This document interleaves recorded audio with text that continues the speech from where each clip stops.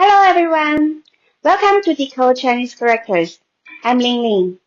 So I actually recorded this video a few times because this is the first time I've really sit down and make a video that's just me talking to you. And the reason is simple. My channel just passed 1,000 subscribers. Honestly, I still doesn't feel real. I'm not someone who is good at YouTube. And I'm definitely not a professional teacher. I've just been making these small videos about Chinese characters and post them. And I never expected so many people would watch, leave comments, and subscribe. So today, I just want to say this properly. 谢谢大家. And since we are here, let me quickly introduce myself. I was born in a small city in southeastern China. I grew up there, and I finished my university education in China. I worked in architecture design for almost 20 years. Yes, I'm not a Chinese teacher. I'm actually an architect. Now, I live in Australia and still work in architecture industry. But wherever I live, one thing never really changed. My connection to Chinese and the culture behind it. It feels like it's in my DNA. No matter where I am, it stays with me. I really want to share this beautiful part of Eastern culture with the world. And that's why I started this channel. No agenda, no big message, no pressure. Just sharing the beauty, logic, and stories in Chinese characters. Because I honestly think Chinese characters are beautiful and kind of magic. They are not just symbols.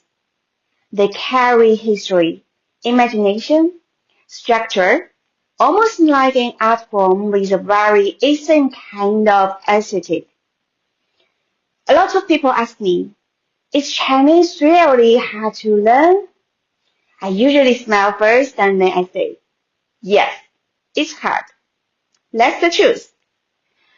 In alphabet-based language, like English, words built from a small set of letters. English has 26-letter alphabet, so when you see a new word, you can often sound it out and get pretty close. But Chinese works totally differently. Chinese isn't built on letters, it's built on characters. There are more than 60,000 recorded Chinese characters. And in modern daily life, the common and widely used set is around 8,000. And here is the hardest part. The writing system and the pronunciation system are separate. So, you can't just look at the Chinese character and sound it out. You have to build 3 connections every single time. How it looks, how it's pronounced, and what it means. And yes, you basically memorize them one by one. For example, you might be able to say 你好, like hello, but when you see this word on the page, you still have to learn these 2 characters. And I know this can be hard for learners. I really get it. In China, kids have to spend a lot of time learning and memorizing characters. After primary school, most kids already know around 2,500 to 3,000 basic characters.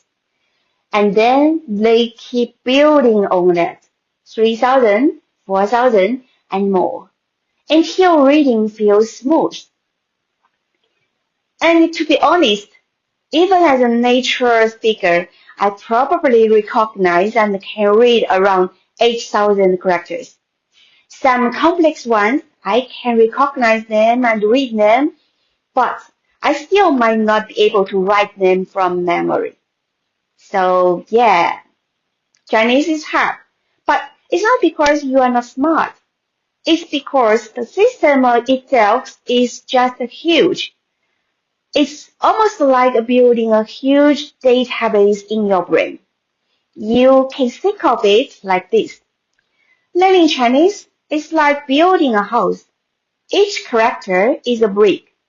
The more bricks you have, the more you can build, and the better you can express yourself.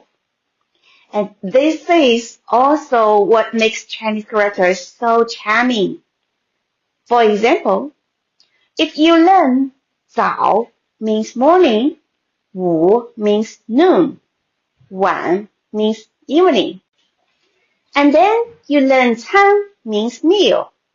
Once you know these characters, you will get this word immediately. 早餐, 午餐, 晚餐. That is breakfast, lunch, and dinner. Then if you learn 是, the character sometimes refers to market. You can immediately understand. 早市, 午市, 晚市.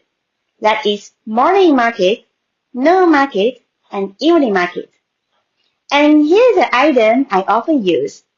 早出晚归. 早 means early. 出 means go out. 晚 means late. 归 means return. Put them together and it gives you a clear picture. Someone leaves early in the morning and comes home late at night. So it describes a life less busy, tiring, and hardworking. It's so vivid, right? When you understand the characters one by one, you started to realize Chinese is not just a rote memorization. It actually has logic, connections, and a little surprises every day.